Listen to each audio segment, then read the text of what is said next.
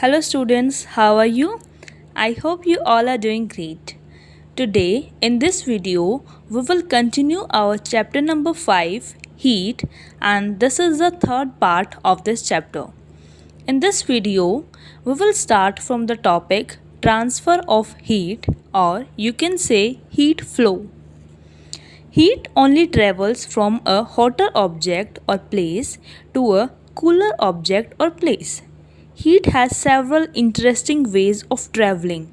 It travels by three main ways. First is by conduction through solids, second by convection through liquids or gases, third by radiation through vacuum. Now let us discuss these one by one. First is conduction. Conduction is the transfer of heat from a hotter part to a colder part of an object due to the collision of its particle without actual movement of the particles from their positions. Transfer of heat through direct contact occurs anytime objects at different temperatures are touching each other. As long as the objects are in contact, transfer of heat will continue until the temperature of the object is the same. It means if the two objects are in contact, then transfer of heat will continue. Example, if you leave a metal spoon in a pan of soup that you are heating on the stove, it may burn your fingers. The spoon is in direct contact with the hot soup and heat is transferred to the spoon. So, conduction means transfer of heat from a hotter part to a colder part. And in this example, heat is transferred from the gas stove to the spoon directly. Conductors and insulators. Conductors are the materials which allow heat to pass through them easily. For example, iron, aluminium, copper. Insulator. Insulators are materials which do not allow heat to pass through them easily. For example, wood, plastic, glass, rubber, air.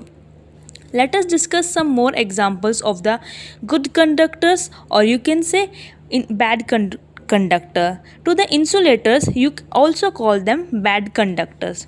Examples of good conductors are nail, that is made of iron, wire, that is made of copper, paper clip, scissor, pencil lead, drinking water, lemon juice, milk, and mercury. These are good conductor.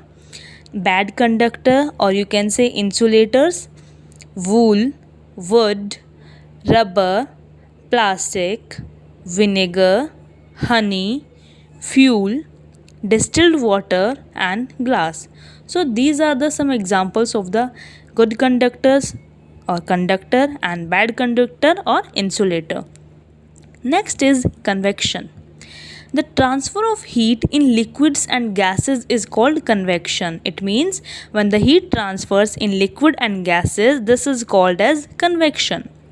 The molecules of the liquid or gases that are near the source of heat get heated first. It means the molecules which are in contact, which are close to the part which is heated, that get heated first. They become lighter due to the heat and move upward.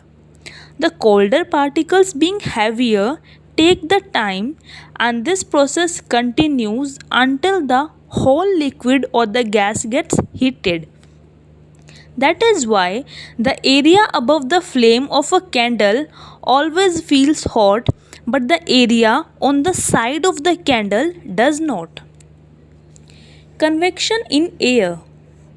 The air near the heat source get heated and rise up. The air from the sides move in to take its place. In this way, the air gets heated. If you keep one hand above a flame and one hand on the side of the flame, the hand at the top feels hot because the air above is heated by convection, and the hand at the side does not feel as hot because there is no convection. Next is wind. Wind is the horizontal movement of air from an area of high pressure to low pressure. There is uneven heating of the earth that result in global wind pattern. Now the topic come sea breeze and land breeze. These topic you might heard in your lower classes also. What is sea breeze? During the day, the lands get heated faster than the sea.